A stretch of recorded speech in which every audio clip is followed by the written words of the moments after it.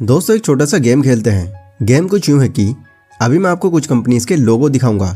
सिर्फ लोगो को देखकर आपको उस कंपनी का नाम गैस करना है। तो ठीक है, फिर शुरू करते हैं।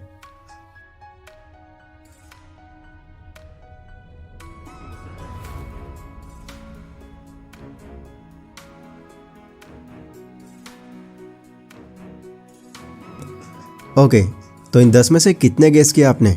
कहीं सारे तो नहीं कर लिए? कमेंट में ज़रूर बताना। अच्छा, आपने गौर किया होगा ये जितने भी लोगोस मैंने आपको दिखाए उनमें से किसी एक पर भी कंपनी का पूरा नाम नहीं था, बट फिर भी लगभग सारी कंपनीज को आपने ऐसे ही पहचान लिया होगा। यह वैल्यू होती है एक असली ब्रांड की। आजकल इन बड़े बड़े स्टार्टअप्स को उभरता हुआ देखकर अक्सर आपके मन में ये सवाल आता होगा, ये लोग इतना कामयाब ब्रांड बना कैसे लेते हैं?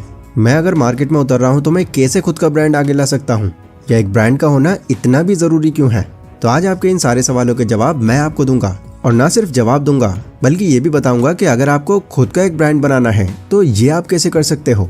इस वीडियो से आप इतना कुछ सीख कर जाओगे जैसे आपने कोई बिजनेस एनालिसिस्ट की कोई बुक पढ़ ली हो। तो चलो इंट्रो को यहीं खत्म करते हैं और सीधा मेन मुद्दे पर आते हैं। देखो, ब्रांड का असली मतलब होता है नाम और पहचान। अपने ब्रांड को आप जितना पावरफुल बनाते हो, आप उतना ग्रो करते हो, उतना ही आपका बिजनेस फेमस होता है। चलो इसको थोड़ा और इजीली समझते हैं। कभी ना कभी आपने अपने दोस्त, रिश्तेदार या खुद से ही ये कहा होगा कि यार जूते तो मुझे सिर्फ नाइकी के ही अच्छे लगते हैं, ये सबसे ज़्यादा चलते हैं। तो ये नाइकी कंपनी का जो नाम है ये एक अमेरिकन कंपनी होने के बाद भी हर कंट्री में फेमस है। क्यों? क्योंकि नाइकी खुद में ही एक बहुत बड़ा ब्रांड है। दूसरे वर्ड्स में आप ये समझ सकते हो कि ब्रांड किसी भी बिजनेस का वो कॉन्सेप्ट है जो कस्टमर्स को किसी भी कंपनी के प्रोडक्ट को पहचानने में हेल्प करता है। सो ब्रांड क्या है ये आपको पता चल गया होगा। अब मैं आपको ये बताता हूँ कि किसी भी बिजनेस में एक ब्रांड इतना ज़्यादा इंपॉर्टेंट क्यों माना जाता है। तो सबसे इंपॉर्टेंट रोल एक ब्रांड का बिजनेस में ये होता है कि इससे आपके बिजनेस को एक पहचान मिल जाती है। दूसरों को पता चलता है कि आप किस कैटेगरी की चीज़ें बेच रहे हो। ब्रांड बेसिकली आप मान सकते हो 3 तरह के होते हैं। पहला कॉर्पोरेशन ब्रांड, दूसरा प्रोडक्ट ब्रांड और तीसरा पर्सनल ब्रांड। कॉर्पोरेशन ब्रांड ऐसे ब्रांड्स को कहा जाता है जो कई कंपनीज की एक कम्युनिटी को रिप्रेजेंट करता है। इसमें होने वाली एक्टिविटीज सर्विस ब्रांडिंग से थोड़ी अलग होती हैं, क्योंकि कॉर्पोरेट ब्रांड का स्कोप आमतौर पर लंबा चौड़ा होता है। इसका काफ़ी अच्छा एग्जाम्पल है हिंदुस्तान यूनिलीवर। बहुत सारी अलग अलग खाने पीने की चीज़ें और डेली उसके प्रोडक्ट के पैकेट के पीछे आपने इसका लोगो ज़रूर देखा होगा। ऐसी ही सोनी या सैमसंग कंपनी भी है, क्योंकि ये कंपनीज भी एक मोबाइल से लेकर TV, AC, washing machine, camera, computer and और भी बहुत सारी चीज़ें बनाती हैं, जो खुद में ही एक काफ़ी बड़ी कम्युनिटी है। दूसरे नंबर पर आता है प्रोडक्ट ब्रांड। ये किसी भी कंपनी के कोई एक प्रोडक्ट को रिप्रेजेंट करता है, यानी कि इस तरह की कंपनीज का सिर्फ एक मेन प्रोडक्ट होता है और अलग अलग टाइम पर उसी के वेरिएंट्स निकलते हैं। जैसे कोका कोला, नाइकी, स्टारबक्स, ये सभी ऐसी कंपनीज हैं जो किसी एक पर्टिकुलर प्रोडक्ट पर ही पूरा फोकस रखती हैं अपना। ये ब्रांडिंग का सबसे आसान और सबसे ध्यान दिया जाने वाला टाइप है। यहाँ प्रोडक्ट ब्रांडिंग का एक सिंबल या डिज़ाइन होता है जो कि मार्केट में आपके प्रोडक्ट को एक असली पहचान देता है। प्रोडक्ट ब्रांडिंग को किसी नॉर्मल स्टोर या मार्केट जैसी चीज़ों में आसानी से देखा जा सकता है।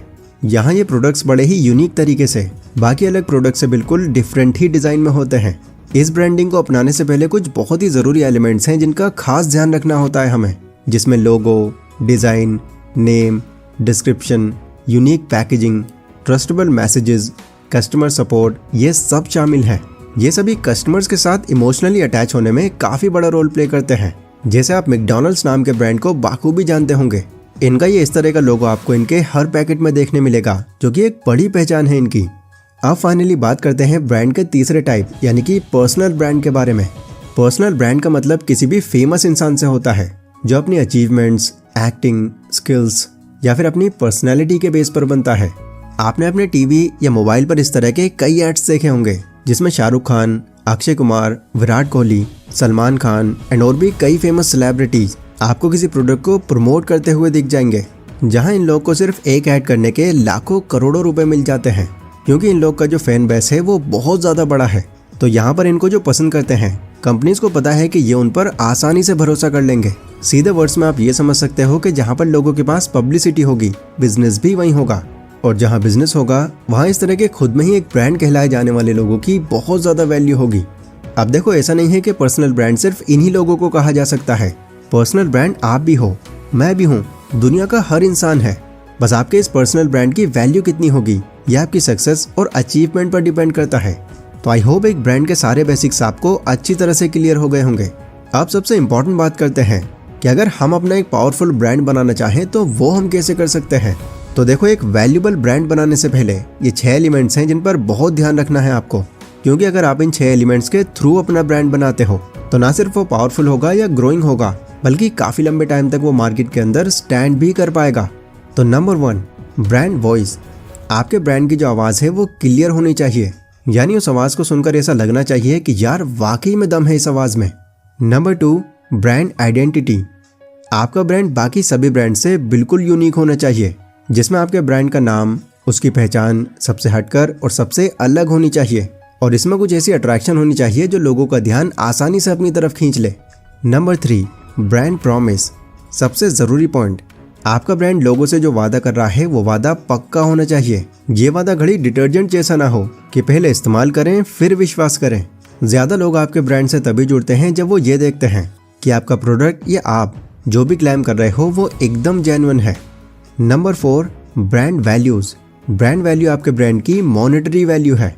जैसे अगर कोई कंपनी खुद के बिजनेस को आपके ब्रांड के साथ मर्ज करेगी या आपके ब्रांड का नाम यूज़ करना चाहेगी, तब जो आपकी ब्रांड वैल्यू होगी आपको उतना ही अमाउंट दिया जाएगा इसके लिए। मतलब आपकी वैल्यूज़ के हिसाब से ही आपके ब्रांड की डिमांड बढ़ती रहेगी। इसलिए सबसे ज़रूरी है कि अपनी ब्रांड वैल्यू को टारगेट करो और उस पर ज़्यादा फोकस रखो। Number 5, brand targeting. आपके ब्रांड का एम क्या है, उसका टारगेट क्या है, ये सब चीज़ें भी फिगर आउट करना बहुत ज़रूरी है। क्या आपके टारगेटेड ऑडियंस बच्चे हैं, जवान हैं, बूढ़े हैं, कोई एनिमल है या फिर विमेन है। शुरुआत में ही पूरी मार्केट तक पहुंचने की कोशिश करने की बजाय एक ब्रांड अपनी एनर्जी उस जगह लगाता है जहां उसके प्रोडक्ट के लिए एक स्पेसिफिक और डिफाइंड ग्रुप हो। Number 6, brand positioning. Brand positioning एक तरीका है जो आपको अपने कॉम्पिटिटर से अलग करता है, जहां जो आपका टारगेटेड कस्टमर होता है वो आपको देखते ही पहचान लेता है कि ये आपका ही ब्रांड है। यहाँ पर ऐसा हो सकता है कि हमारे कॉम्पिटिटर्स भी मार्केट में सिमिलर सर्विस देने में शायद एलिजिबल हों, तो वो आपके बिल्कुल सेम नेम की नकल नहीं कर सकते, जो आपका सबसे बड़ा बेनिफिट है। तो इन 6 तरीकों को ध्यान में रखते हुए आप एक पावरफुल ब्रांड क्रिएट कर सकते हो। बस आपको यहाँ पर लोगों की नीड को आइडेंटिफाई करना है, खुद को कोई सक्सेस या अचीवमेंट्स दिलानी है, या फिर अपना एक फैन बेस बनाकर लोगों का भरोसा जीतना है। ये वीडियो आपको कैसी लगी मुझे कमेंट करके ज़रूर बताना, और कमेंट सेक्शन में आप ये भी बता सकते हो कि आप अगली वीडियो किस टॉपिक पर चाहते हो। तो फिलहाल आज की इस वीडियो में बस इतना ही। मिलते हैं अपनी नेक्स्ट वीडियो में, तब तक के लिए बेस्ट ऑफ लक।